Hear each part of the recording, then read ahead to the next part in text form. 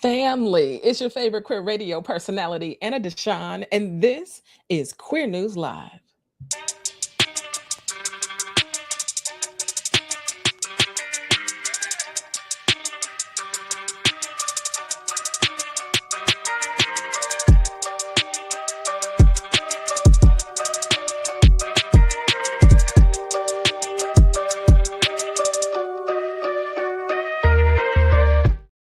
Family, welcome back to another edition of Queer News Live, where we bring what we do on the podcast right to your screens. I love it here. Okay. Family, it is good to join you again. You already know we're here every Monday at 7 p.m. and every Thursday at noon, bringing what we do on the show to you live. Special guests, interviews, the news, all the good things that we enjoy. Yes, about Queer News Live. I am your favorite queer radio personality, Anna DeShawn, and it is always good to be here. You know, Queer News is all about the intersections of race and sexuality. Yes, politics, culture, and entertainment. I enjoy covering all three, and people ask sometimes, why don't just focus on one or the other? There's a lot of people who just focus on one. They are all politics all day. Then there's some folks who do culture. You know what I mean? They cover just the entertainment industry, and each can be covered individually. And I think all of it's important. So I can't choose. Politics is important for us. Yes. And it can be hella depressing. Whereas culture and entertainment, I find to be 10 years ahead of politics. And it gives us hope as we report on what's happening in the political arena.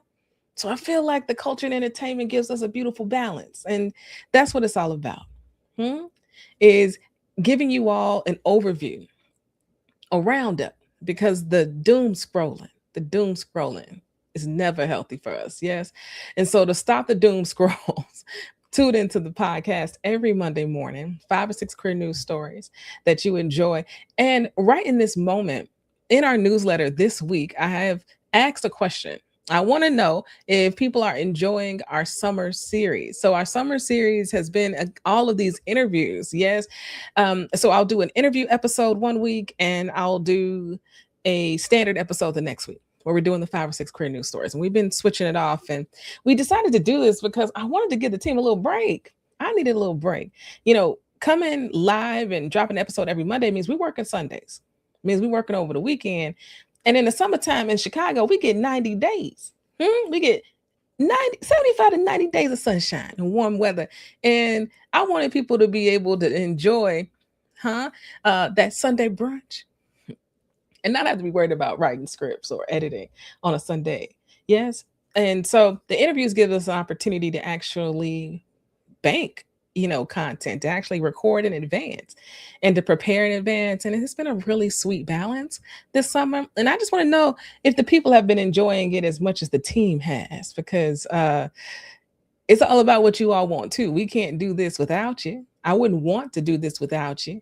And so I really want your opinion. So if you aren't subscribed to our Substack, please go subscribe to the Substack. I got it scrolling down here at the bottom. And Substack for me really means our newsletter. Yes. So subscribe to the newsletter. We send it out every Monday, sometimes Tuesday, depending on how the week is going. And it's a roundup of all the stories, all the interviews. It's a way for us not to have to fight the algorithm. Okay. Because the algorithm don't be working in our favor. Okay. I can't tell you how many videos I posted and a TikTok has said, not today, Anna. We ain't posting this. You have violated our community guidelines. And I'm like, I'm just talking about the gays. How is that a violation? Literally. So the Substack equals the newsletter that equals you being informed and getting it and not having to fight the algorithm, especially if you just want a roundup of what's happening politically, culturally, and entertainment as it pertains to LGBTQ folks. And I love us at the intersections being Black and brown out here in these streets. So family, I would love for you to go subscribe to our Substack in this moment. Go ahead and join the newsletter. You will not be disappointed. You will not be disappointed. Okay. Now, a couple of other things. We're supposed to have a special guest today. Hopefully, Titan can join us. And in the meantime, let me catch you up. Did you listen to the podcast this week? We had a special guest, Lachi. We were on an interview week this week. Lachi is an amazing singer, Grammy nominated. Okay, let's be clear. She out here doing her thing as a Black queer woman who also happens to be blind. And so she takes her disability And she has found it to be a superpower in all the work that she's doing and how she shows up in the world. And she didn't shy away. She overcame any adversity that has ever landed at her feet, excuse me. And so we got a chance to talk to her, and I hope y'all get inspired just as much as I was when I was able to be in conversation with her. She has a book out that we all need to go get, and we all need to support her. And I don't think enough people know who she is. And so I want y'all to go listen to the interview this week with Lachi. It's absolutely fantastic. Also, tonight, catch me and my homie Shayna at Level Sporting Club for another edition of WNBA Trivia. I'm telling you right now, we ain't gonna have no perfect scores no more. No more perfect scores. Okay? It's coming to an end tonight. But join us 7 o'clock, Level Sporting Club for a WNBA trivia night. The prizes be lit. Okay, Level don't play no games. Okay, get money off your ticket. Get money off your bill tonight by participating in WNBA trivia. I would love for you to join. Also, like I said, we got Titan joining us today. Hopefully he got the link. Hopefully he gonna join us because I would be happy for him to be here. But in the meantime, I do want you all to know today, specifically today, is Southern HIV/AIDS Awareness Day, and GLAAD has dropped a special report that I wanted to talk a little bit about because I don't think a lot of people know exactly what's happening with HIV in this moment. And so this is their annual state of HIV stigma study that they drop. And what they're pointing out in this report is that there is a huge gap between the scientific progress that has happened and the technological, honestly, progress that has happened around HIV and how the public understands HIV. I feel like the public is still stuck somewhere in 1992 and we are in 2026. And there has been such great advancements in the science of HIV. Now, some stats for you, all right? Only 31% of Gen Z feel knowledgeable about HIV. 31%. That is so far behind older generations. Okay? 44% of Americans disagree with the scientific fact that undetectable equals untransmittable. How can 44% of Americans disagree with the science? Because Trump and right-wing politicians, yes, have demonized science as if science is wrong. 1 + 1 = 2. Mm-hmm. We invest a lot of money into science and to study, right? Diseases, cures for said diseases. And yet 44% of people disagree with the science, the fact that undetectable equals untransmittable. And let's talk about it for a second. Do y'all even know what that means? It means like if your T cell count is at a certain level and you are taking your meds the way that the doctors recommend you should take your meds, that at the end of the day, you really cannot transmit it to anybody else. It is undetectable when you go take an HIV test. And you cannot transmit it. That is how far science has come as it pertains to HIV. And I'm sure a lot of people don't know that. Matter of fact, I'm probably going to make a video today about it because more people need to know. Undetectable equals untransmittable. HIV is not a death sentence. It's not. It needs to be treated just like everything else when you go get tested, when you go to the doctor, especially Black women, okay? Sexuality is fluid out here in these streets. Yes, absolutely. And also how people participate in sexual pleasure doesn't always align with how they identify, and their sexual orientation. Folks out here having a good time, not for a long time, but for a good time. So Black women are leading in new HIV diagnoses in this moment. Did you know that? We have to protect ourselves and understand the science of this thing. Now, let me tell you another stat in this GLAAD report. 72% of Americans have not seen any stories of people living with HIV in the media. 72% of Americans have not seen Americans living with HIV in the media. That's wild. That's wild. As a kid who grew up in the early 80s, right? Came to age, right, in the 90s, we had musical acts talking about HIV. We had commercials. We had athletes talking about HIV. The fact that there has been silence around HIV just deepens the stigma. It makes you believe that people need to live in silence. And that's just not true. And we've tried to do our part here, yeah, E3 Radio, with these projects we produced and with the Cube. So we produced a project called Black HIV in the South. It's an award-winning 4-part podcast, really documenting how we got to where we are today, where Black women are leading in new diagnoses of HIV. Like, these experts, these folks who are on this artwork right here, are people who have been doing the work for a really long time and trying to educate and fund folks who are doing the work in the ground. And the South is in particularly important because it's also the largest area where queer folks exist is in the South. It's not in New York. It's not on the East Coast. It's not in Chicago, in the Midwest. It's not in the Village.